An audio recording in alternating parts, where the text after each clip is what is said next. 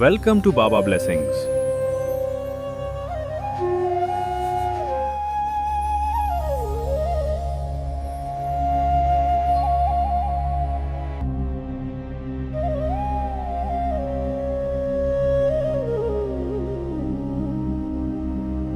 After a long disappearance, Sai Baba returned to Shirdi in a quiet and miraculous way. Chand Patil, a wealthy man from Dhoop village, once lost his mare while travelling to Aurangabad. After months of searching, he returned home sadly, carrying only the saddle. On the way, he met a mysterious Fakir sitting under a mango tree.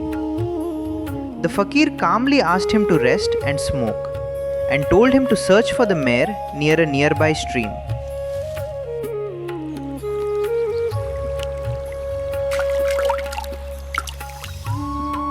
To Chand Patil's amazement, the mare was found exactly there. When the Fakir needed fire and water to smoke his pipe, he struck the ground. Fire appeared and water flowed. Witnessing this miracle, Chand Patil realized the Fakir was a great saint and invited him home with deep devotion. Later, Chand Patil travelled to Shirdi for a wedding, and the Fakir joined the marriage party. After the wedding, everyone returned, but the Fakir stayed back in Shirdi. That Fakir was Sai Baba, and from that day onward, Shirdi became his eternal home.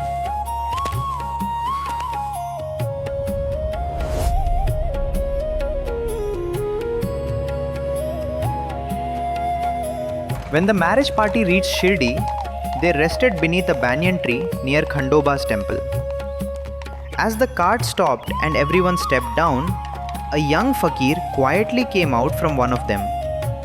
Seeing him, Bhagat Malsapati joyfully exclaimed, Ya Sai! Welcome, Sai. From that moment, the villagers began calling the Fakir Sai and lovingly added Baba. Thus, the silent Fakir came to be known forever as Sai Baba of Shirdi.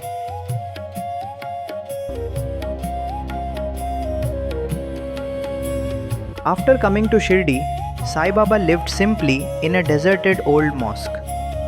Sometimes he stayed in the Maruti temple, the Chavadi, or quietly alone. A saint named Devidas, who had lived in Shirdi for many years, became close to Baba and enjoyed his company.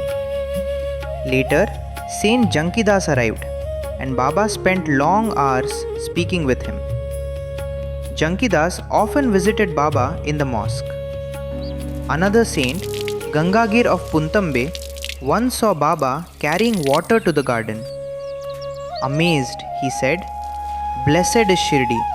This man looks ordinary, but he is a precious jewel." Soon after, Anandnath of Yevala Mutt, a disciple of Akkalkot Maharaj, came to Shirdi. Seeing Baba, he declared, "This is not an ordinary stone, but a diamond in disguise." All this happened when Baba was still young. Saints recognized what the world would realize later.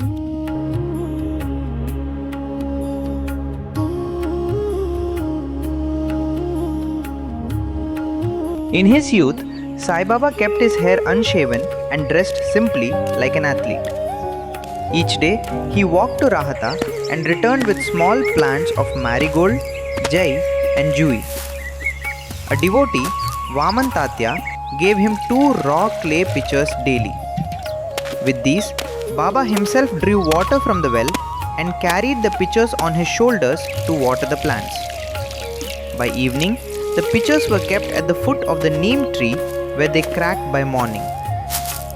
New pitchers came each day, and Baba continued his service without pause. For 3 years, through patience and effort, a flower garden bloomed.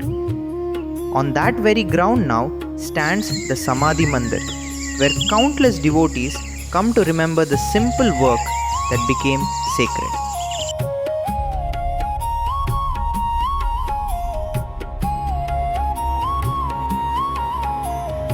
Bhai Krishnaji Ali Bakkar, a devoted follower of Akkalkot Maharaj, wished to travel to Akkalkot to worship the sacred Padukas of his Guru. Before he could begin his journey, Maharaj appeared to him in a dream and revealed a divine truth. Obeying the vision, Bhai came to Shirdi, worshipped Sai Baba, and stayed there peacefully for 6 months. To honor the divine message, he prepared the Padukas and installed them under the Neem Tree in Shirdi during the holy month of Shravan, 1912 AD. The sacred installation was conducted with full rituals by Dada Kelkar, Upasani Maharaj and other devotees, marking Shirdi as a living seat of the Guru's presence. In 1912, Dr. Ramarao Kothare of Bombay came to Shirdi for Sai Baba's darshan, accompanied by his assistant and friend Bhai Krishnaji Ali Bakkar. During their stay, discussions arose among devotees Sagun Meru Nayak and G.K. Dikshit about creating a memorial to mark Baba's first arrival in Shirdi beneath the sacred Neem Tree. They decided to install Sai Baba's Padukas at that holy spot. Dr. Kothare designed the Padukas and showed the plan to Upasani Maharaj, who refined it with sacred symbols and a Sanskrit verse praising the Neem Tree and Baba's yogic power. The Padukas were made in Bombay and installed in Shirdi on Shravan Purnima, 1912. Sai Baba himself blessed the Padukas and directed that they be placed under the Neem Tree. From then on, worship was conducted daily by devoted hands. Bhai Krishnaji, once devoted to Akkalkot Maharaj, received a decisive answer from Baba that changed his path forever, binding him to Shirdi. Thus, through collective devotion, humility and Baba's will, the Padukas found their eternal resting place in Shirdi.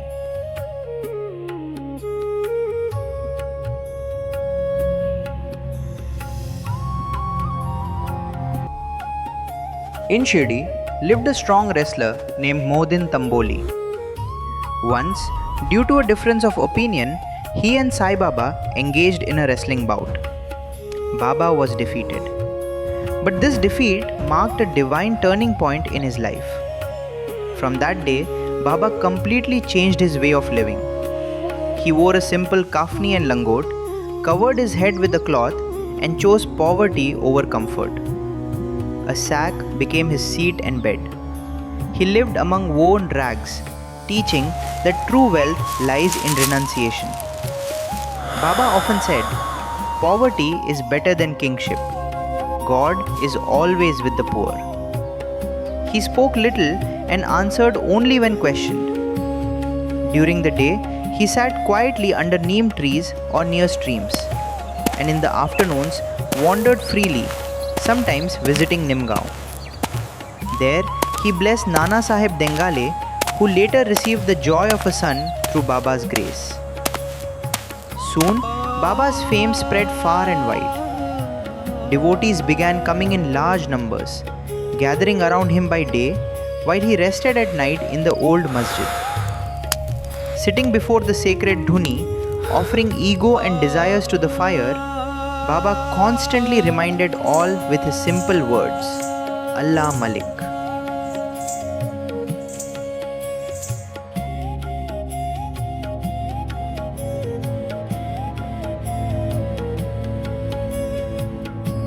Sai Baba loved keeping lamps burning in the masjid through the night.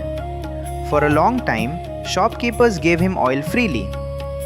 One day, they decided to stop and refused Baba when he asked.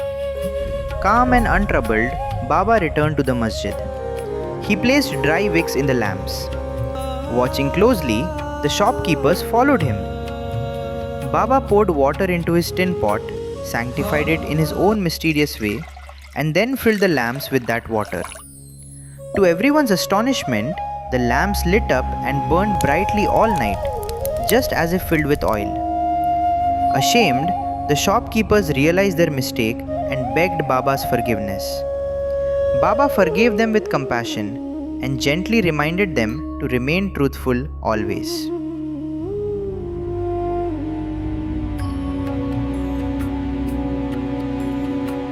Years after the wrestling episode, a learned Fakir named Jawar Ali came from Ahmednagar to Rahata with his disciples. With sweet speech and deep knowledge of the Quran, he quickly gained followers and respect. When disputes arose over building an Eidgah, he left Rahata and came to Shirdi, where he stayed in the masjid with Sai Baba. Captivated by words, people began to believe Jawar Ali was the Guru and Sai Baba his disciple. Baba accepted this role without protest and served him humbly, though he clearly knew the Guru's limitations. Later, both moved back to Rahata. Baba's devotees, missing him deeply, tried to bring him back to Shirdi, but Jawar Ali angrily opposed them. After arguments, both finally returned to Shirdi. Soon, Devidas, a young saint known for wisdom and detachment, tested Jawar Ali in spiritual debate. Exposed and defeated, Jawar Ali fled Shirdi in shame. Years later, he returned repentant and bowed before Sai Baba. Baba received him with compassion and respect. Through this episode, Sai Baba silently taught a great lesson. True spirituality lies in humility, surrender, and freedom from ego. Bow to Shri Sai, peace be to all.